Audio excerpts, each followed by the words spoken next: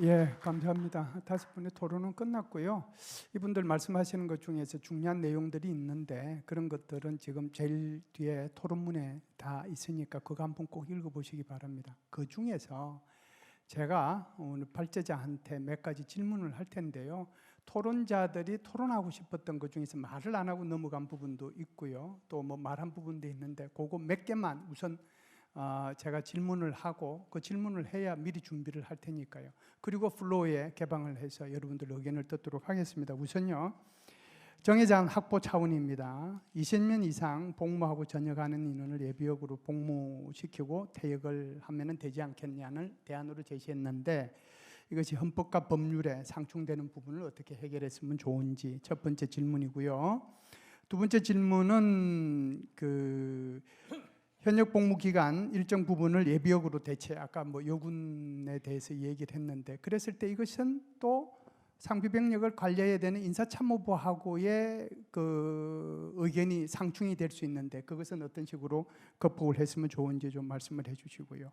크게 두 번째입니다. 비상근 예비군 확대에 대해서는 대부분이 아마 여기 토론자분들께서도 동의를 해주신 것 같습니다. 그럼에도 불구하고 한 두세 가지만 제가 대신해서 질문을 하도록 하겠습니다. 평시복무 예비군, 그러니까 비상근 예비군을 평시복무 예비군으로 이렇게 갔을 경우에 그걸 국군 조직 정원에 포함시킬 수 있는가? 거기에 대해서 이제 의견을 좀 말씀해 주시고요. 그 다음에 두 번째는 통합운용시설을 더 광의적으로 확대 적용하면 어떻겠느냐. 그러니까 예비군들만 사용하는 통합운용시설이 아니라 군, 경, 그 다음에 민방위, 뭐 소방관 뭐 이렇게 사용할 수 있는 그런 것을 하는 것에 대해서는 어떻게 생각하느냐. 그 부분을 좀 말씀해 주시고요. 세 번째 질문하고 싶은 것은 지역 예비군 전면, 직장 예비군 전면 해체하는 것이 어떻게 생각하느냐, 그 부분도 좀 말씀을 해주시고요. 네 번째 말씀드리고 싶은 것은 지역 예비군 없애버리면 어떻겠느냐, 거기에 대한 견해도 좀 말씀해 주시기 바랍니다. 자, 그러면은 이제 네 번째 말씀드릴 수 있는 것이 크게 미래 예비 전력 지휘 구조, 관리 구조 개선인데요. 지역 방위 사단이 감축이 되면은 뭐 결국은 효율적인 자원 관리나 전시 정구 작전, 뭐 전투력 창출에 지원을 하는데 어찌 됐든 현재의 동원 전략 사령부를 미래 예비군 전략 사령부로 이렇게 바꾸기보다는 오히려 더 크게 국군 동원 사령부로 확대 개편하는 것에 대해서는 어떻게 생각을 하느냐 하는 거고요. 그 다음에 지역 예비군과 동원 예비군을 구분하고 있는데 이것을 예비군으로 일원화하는 것에 대해서는 어떻게 생각하느냐. 이것이 오늘 토론자 5분이 저 뒷면에 적어 놓은 것을 제가 4가지로 분류를 해서 그 중에서도 중요하다고 생각하는 것을 제가 대신해서 한꺼번에 질문을 했고요. 그리고 나서 이제 플로우에 개방을 해서 두세 분의 의견을 듣도록 하겠습니다. 소속하고 성함만 말씀하시고요. 코멘트를 하든지 질문을 하게 될 경우에는 여기 앉아있는 분 어느 분을 지정을 해서 어느 분한테 질문하겠다라고 이렇게 얘기해 주시면 질문을 듣는 가운데서 답변을 준비하는 데 도움이 될 겁니다. 손 들어 주십시오. 네, 제일 뒤에. 네. 예, 동원전력사령부 동원발전장교입니다. 저는 조금 전에 저와 같은 견해를 가졌었던 그 동참 부장님께 먼저 한번 저희 의견을 전하고 같이 한번 그 의견을 다시 조금 더 디테일하게 한번 좀 들어보고 싶습니다. 지금 마이크를 들다 보니까 지금 굉장히 떨리는데 이 떨림이 부끄러워서 떨리는 것이 아니라 23년도 저희 군 생활이 있어서 가장 가치 있는 자리가 아닐까, 그러한 측면에서 좀 떨리고 있는 것 같습니다. 좀 다소 떠는 목소리가 있더라도 이해해 주시길 바랍니다. 저는 아까 마지막에 그 미래 예비 전력 사령부 편성 관련하여 가지고 동참 부장님께서도 수임군 부대와의 그러한 관계성에 대해서 말씀을 주셨습니다. 저 역시 그거에 대해서 좀 공감되는 부분이, 수임군 부대라고 하는 것은 예비군에 대한 지휘, 관리, 운용에 대한 권한을 위임한 부대이고, 이 지휘, 관리, 운용이라는 것은 단순히 자원 관리뿐만 아니라 작전 지휘, 무기 탄약 장비 관리, 예비군 대원에 대한 복무 규율 등의 관리들이 모든 것이 다 포함된 것이라고 인지하고 있습니다. 그렇다면 당장 이러한 예비군 법령과 이러한 좀 상충되는 부분이 있지 않는가라는 것이 첫 번째 저의 생각이고, 두 번째는 우리는 계속해서 훈련한 대로 싸우고 싸우는 것처럼 훈련한다라고 하고 있습니다. 하지만 지금 방금 전에 나와 있던 그런 것처럼 만약에 가칭 미래 예비 전력 사령부에서 자원 관리와 예비군 훈련을 함께 이렇게 하고 한다면은 향후 나중에 수임군 부대, 다시 수임군 부대 또는 그러한 지역 방위 사단에서의 작전 지휘에 있어 가지고는 과연 그게 일맥상통하게 유지될 수 있는지에 대해서 그러한 부분들에 대해서 의문점이 가졌습니다. 마지막으로 저의 이름은 반성우입니다. 보시는 것처럼 반성, 여기 이 자리에서 반성을 하나 해보자고 한다면은 저 역시 한 달 전까지 보병학교에서 대위 인원들을 가르치고 왔습니다. 그때만 하더라도 6개월 교육 과정 동안에 예비군에 대해서는 6개월 과정 중에서도 단 5일만 가르쳐 주었던 기억이 있습니다. 그만큼 저 역시 예비 전력 동원 부대 관련하여서는 스페어라는 인식이 있었는데, 이 자리를 빌어서 앞으로 저도 카운터 펀치가 될 수 있도록 노력하도록 하겠습니다. 이상입니다.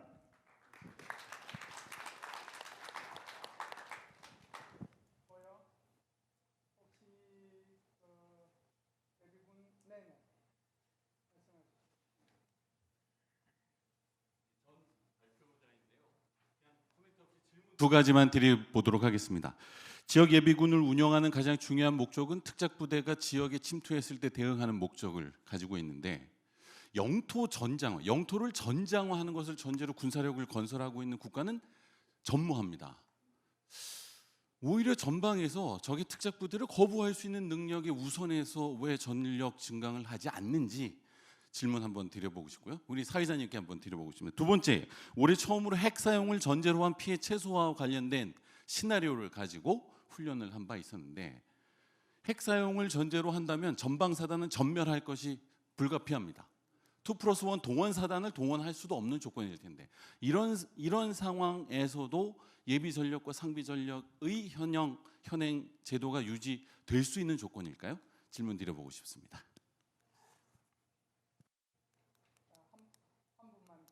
한 분만 더 받겠습니다.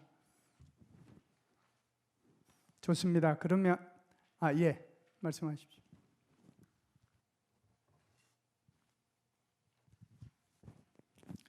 예, 동원전력사령관 전성대 소장입니다. 저도 이제 동원전력사령관으로 임무 수행한 지 1년이 돼가고 있는데, 이 예비전력 분야에 대해서 많은 블루오션이 있고 우리가 간과한 것이 많다는 걸 다시 한번 느낍니다.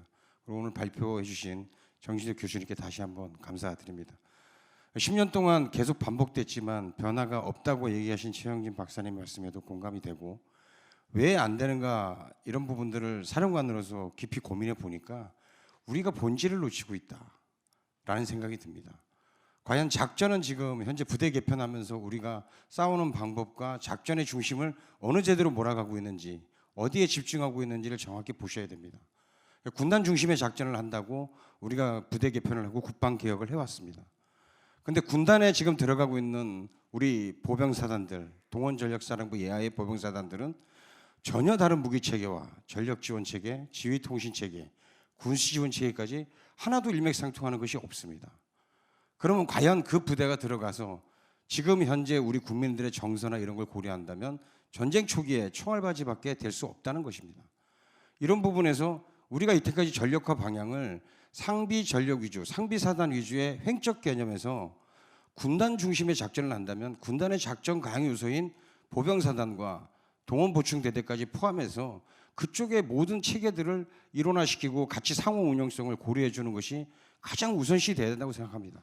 이거는 우리가 선택과 집중을 하는 부분에서 다시 한번 변화를 줄 수 있는 부분이라고 생각하고, 그리고 예비군들에 대한 인식 지금 많이 얘기했습니다. 스페어라고 얘기하고, 근데 그들은 현역을 지냈던 인원들입니다. 가장 우수한 최고의 인원들이고 우리부터가 그들을 인정해주는 문화가 좀 있어야 됩니다. 신병과 똑같이 취급하고 있지는 않은지, 예비군을 통제의 대상으로 보고 있지는 않은지, 여기에 대한 철저한 반성과 성찰이 필요하다고 생각됩니다. 이상입니다.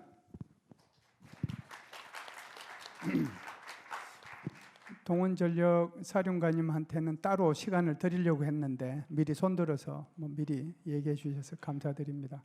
우선 저한테 온 질문부터 답변을 드리면요. 왜 이제 북해군을 끌어들여 가지고 자기 자신의 영토를 전장화하는 그런 바보 같은 짓을 하느냐. 사전에 못 들어오게 하면 되는 게 아니냐. 그게 최선이죠. 우리가 삼축 체제를 합니다. 삼축 체제 하는데 킬 체인만 있는 게 아니잖아요. KAMD 하거든요. KMPR 합니다. 왜 그러면 우리는 KAMD를 할까요? 소위 말해서 킬 체인을 통해 가지고 다 파괴하지 못한 것이 날아올 때 여기에 대비해서 코리아 앤 미슬 디펜스를 하는 거거든요. 마찬가지입니다. 북한의 군사력이 못 내려오게 하는 게 최선이죠. 그럼에도 불구하고 내려왔을 때는 그들을 경멸해야죠. 그런 차원입니다. 자,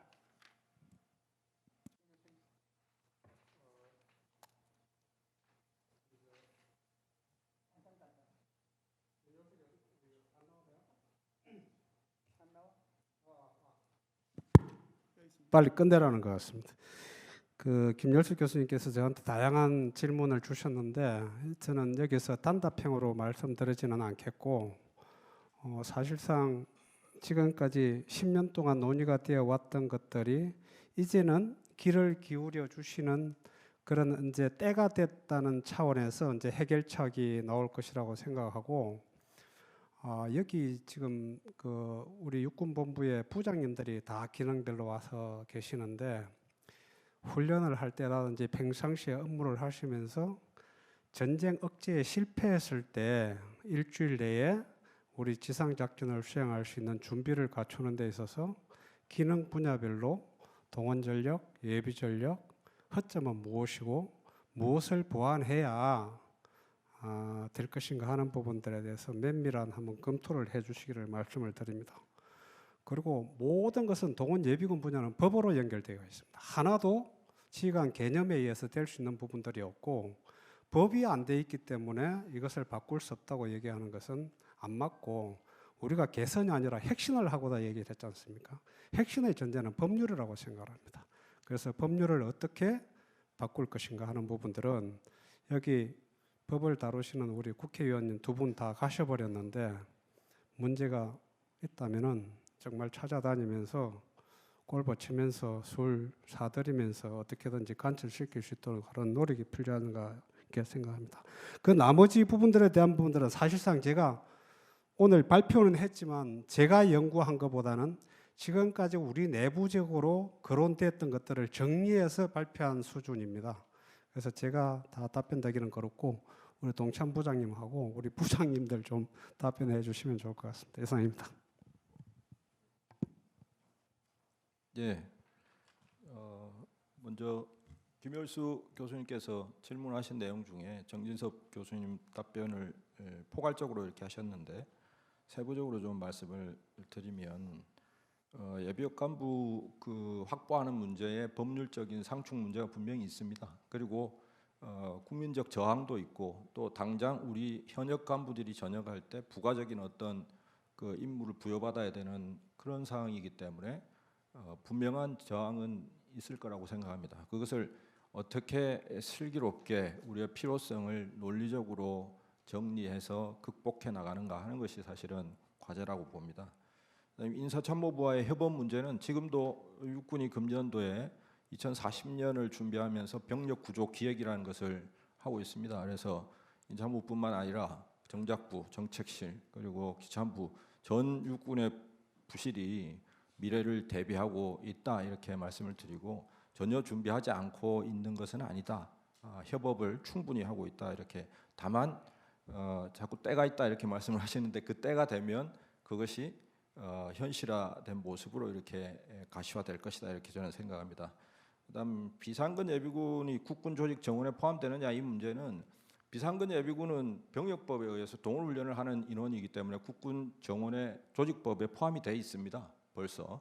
다만 조직법에 이제 권삼 장군님께서 말씀하셨던 조직법에 국군 조직의 일원으로 들어가야 된다는 이야기는 우리 지역방위 예비군을 의미하는 겁니다. 지역방위 예비군은 국군 조직으로 편성이 되어 있지 않기 때문에 신분으로서의 예비군으로 국군 조직에 넣을 것이냐 아니면 조직으로 넣을 것이냐 하는 부분이 사실 명쾌하게 정리가 되지 않아서 논의가 계속되고 있다 이렇게 말씀을 드리고, 통합시설을 중보가 운영하는 부분은 당연히 동의합니다. 당연히 그런 뭐 싱가포르 사례나 또는 뭐 세계 각국의 사례를 보면 그러한 사항들이 있기 때문에 중보 운영하는 것은 문제가 없으나, 과연 누가 주도적으로 이를 건설하고 어떤 예산을 가지고 할 것이냐 하는 문제는 좀 더 논의가 필요하겠다 이런 생각이고, 지역 예비군을 없애면 안 되느냐? 지역 예비군은 자연스럽게 줄어들 것 같습니다. 들 것 같습니다 아니고 줄어들 예정입니다.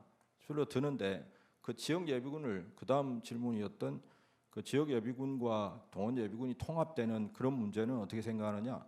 그 문제도 이미 국방부에서 국방유신 4.0 연구하면서 연구된 바가 있습니다.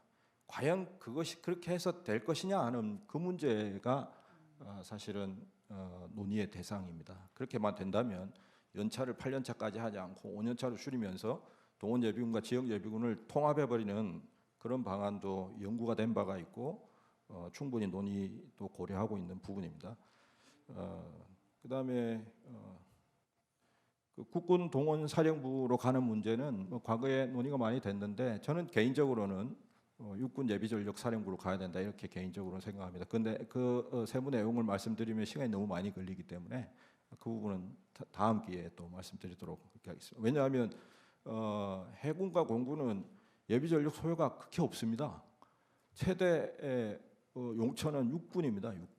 육군이 예비전력의 사용에 대한 주도권을 가지고 준비하고 그 조직을 유지해야 된다 이렇게 저는 개인적으로 생각합니다.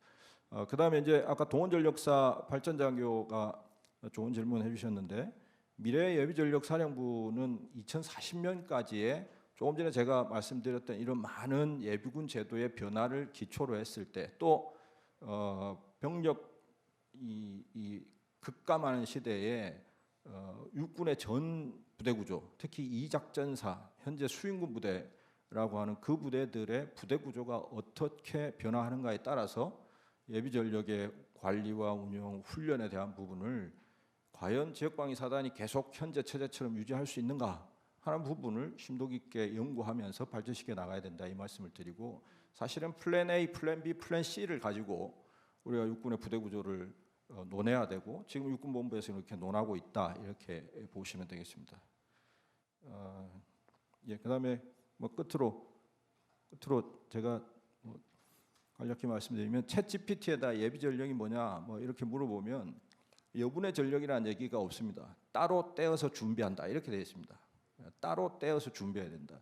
한반도의 전쟁 양상이 어떻게 변화될지 사실은 해봐야지 알 수 있는데, 우리가 많은 연구와 또 세계의 어떤 전사 연구를 고려해 볼 때 한반도는 결국은 총체의 전력이 필요하다 이런 결론을 항상 내리게 됩니다. 그렇다면은 따로 떼어서 준비하는 전력이 반드시 필요하다 이렇게 저는 생각하면서, 오늘 세션 1세션, 2세션, 3세션 하면서 각각의 그 좋은 말씀들이 나왔는데, 저도 이렇게 보고 있으면서 첫 번째 세션은 멈티를 이야기하면서 험티를 이야기하고, 2세션은 인력 획득을 이야기했는데 결국은 험티하고 비슷한 얘기인 것 같고, 3세션은 예비전력 혁신을 이야기하는데, 사실은 제 개인적인 생각은 예비전력 혁신은 상비전력과의 갭을 최소화해 나간다. 이것이 예비전력 혁신의 방향이고 구심점이다 이렇게 생각합니다. 그렇다면은 액티브와 리저브의 팀워크가 중요하다. 이렇게 해서 A와 R 그리고 T 해서 ART, 멈티, 험티, RT 이렇게 말씀드리면서 병력이 부족한 인구절벽 시대 육군의 전략이 바로 아트다. 액티브와 리저브의 팀워크 발휘가 전략이 될 수 있다 이런 말씀을 드리고 싶습니다. 이상입니다.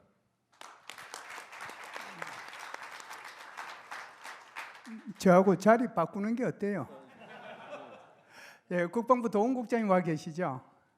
네, 한 말씀만 하시죠. 예, 간단하게 말씀하셔도 좋습니다. 네.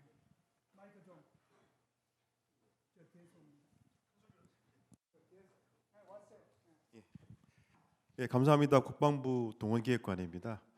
먼저 오늘 이 자리를 만들어 주신 참모총장님하고 또 우리 예비전력 분야에 관심을 많이 가져주시는 여러분들, 또 발제하시고 토론해 주시는 분들께 국방부 동원국장으로서 감사의 말씀을 드리고 싶습니다.